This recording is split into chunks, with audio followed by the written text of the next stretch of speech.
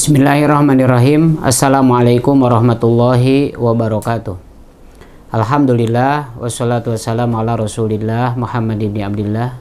Asyhadu an la ilaha illallah wahdahu la syarikalah wa asyhadu anna Muhammadan abduhu wa rasuluhu la nabiyya ba'dah. Puji dan syukur kita panjatkan kedat yang maha gopur, salawat dan salam semoga dilimpahkan atas baginda kita habibana wa nabiyana Muhammad sallallahu alaihi wasallam.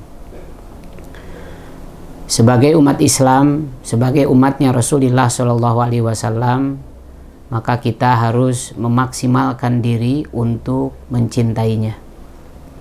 Dalam rangka mencintai baginda Rasulullah Shallallahu Alaihi Wasallam, ada beberapa hal.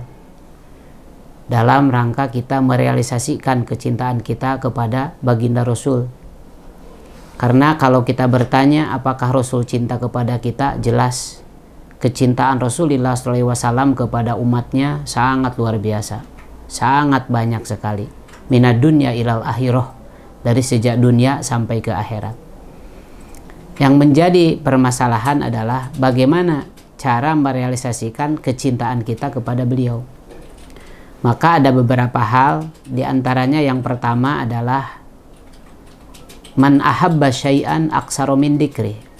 Siapa yang cinta sesuatu maka dia pasti akan banyak menyebut apa yang dia cintai. Ketika kita menyenangi sesuatu pasti kita akan banyak mengingat apa yang kita cintai itu. Kemana-mana kita selalu ingat, kemana-mana kita selalu baca. Nah, ketika kita ingat kepada Rasulullah SAW dan ketika kita cinta kepada beliau, maka artinya bahwa yang pertama kita harus sesering mungkin mengingat beliau dengan cara membaca sholawat. Karena sholawat ini sangat luar biasa. Allah Subhanahu wa Ta'ala memerintahkan kita membaca sholawat, tidak hanya sekedar memerintahkan, tapi Allah sendiri bersolawat, malaikat bersolawat. Maka kita pun disuruh untuk membaca sholawat kepadanya. Innallaha wa malaikatahu yusholluna 'alan nabi ya ayyuhalladzina amanu shollu 'alaihi wa sallimu taslima. Maka yang pertama, dalam rangka kita mencintai baginda Rasulullah SAW, mari sesering mungkin kita mengingat beliau dengan cara kita membaca sholawat. Kemudian yang kedua, bukti kecintaan kita kepada baginda Rasulullah SAW dibuktikan dengan menjaga warisannya. Rasulullah SAW tidak mewariskan harta, pangkat, jabatan, dan kekuasaan. Tapi yang beliau wariskan ada 3. Yang pertama Al-Quran, yang kedua As-Sunnah, dan yang ketiga ulama. Kata beliau, taraktu fikum amroini lan tadilu ma in tamassaktum bihima abada, kitab Allah wa sunnata rasuli. Aku tinggalkan 2 perkara, seandainya engkau berpegang teguh kepada keduanya, maka engkau tidak akan sesat untuk selamanya, yaitu Al-Quran dan As-Sunnah. Kemudian warisan yang ketiga, kata beliau, al-ulama'u warasatul anbiya. Ulama adalah merupakan pewaris para nabi. Maka 3 inilah yang harus kita jaga, warisan dari baginda Rasulullah Sallallahu Alaihi Wasallam. Cara menjaga warisan Al-Quran, diantaranya kita harus sesering mungkin membaca Al-Quran.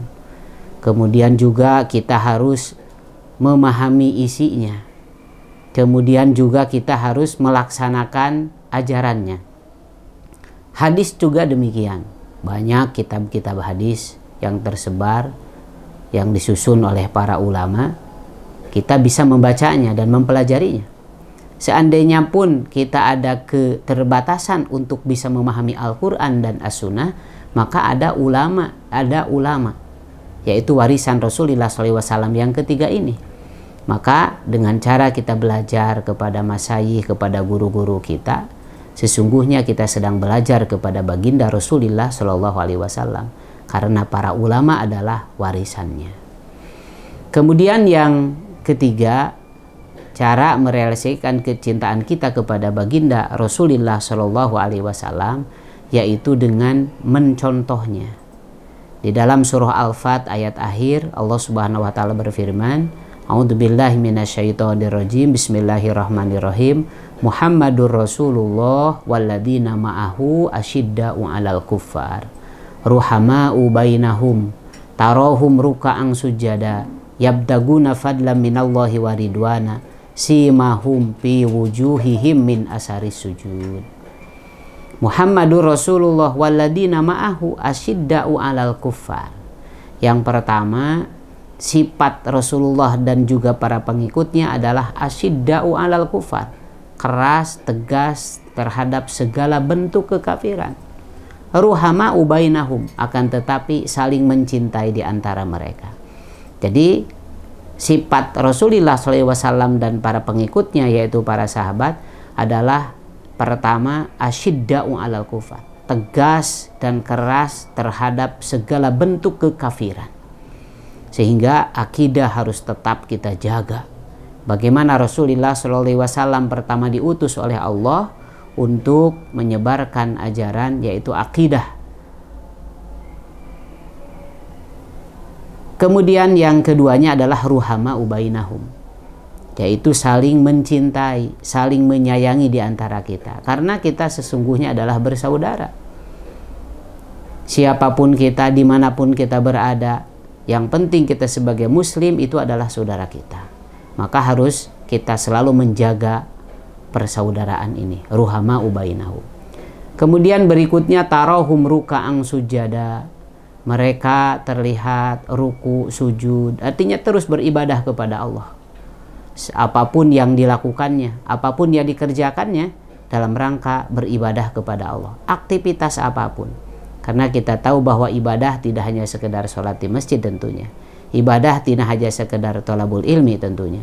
Tapi ibu bapak pergi ke pasar dari pagi sampai siang sampai sore menjual dagangannya, itu pun bisa bernilai ibadah. Para petani pergi ke sawah, ke ladang pagi sampai sore, itu pun bisa bernilai ibadah, tergantung kepada niatnya. Tarahum ruka'an sujada. Kemudian berikutnya yabtaguna fadlan minallahi wa ridwana. Mereka selalu mencari fadl, selalu mencari ridho dari Allah Subhanahu wa taala. Sehingga apapun yang dilakukannya dalam rangka mendapatkan dan menginginkan keridhoan dari Allah Subhanahu wa taala. Yabtaguna fadlan minallahi wa ridwana. Kemudian yang terakhirnya adalah simahum fi wujuhihim min asari sujud.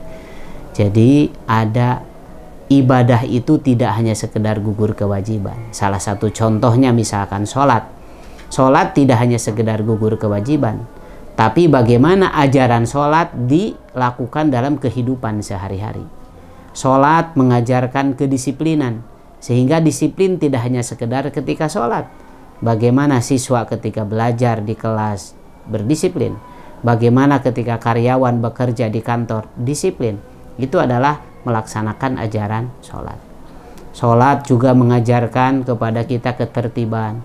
Sholat mengajarkan kepada kita kesabaran. Banyak sekali ajaran-ajaran dari sholat, yang tentu sholat itu tidak hanya sekedar dilakukan asal gugur kewajiban, tapi bagaimana sholat ajaran-ajarannya bisa kita realisasikan dalam kehidupan kita sehari-hari.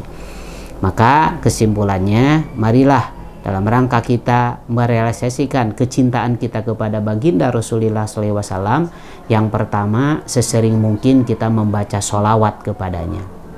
Kemudian yang kedua, jaga warisannya, Al-Quran, As-Sunnah, kemudian ulama. Kemudian yang ketiga, mencontoh kepribadian Rasulullah SAW, yang diantaranya dijelaskan di dalam surah Al-Fat ayat akhir. Mudah-mudahan ada manfaatnya. Wallahul muwaffiq ila aqwamit thoriq. Wassalamualaikum warahmatullahi wabarakatuh.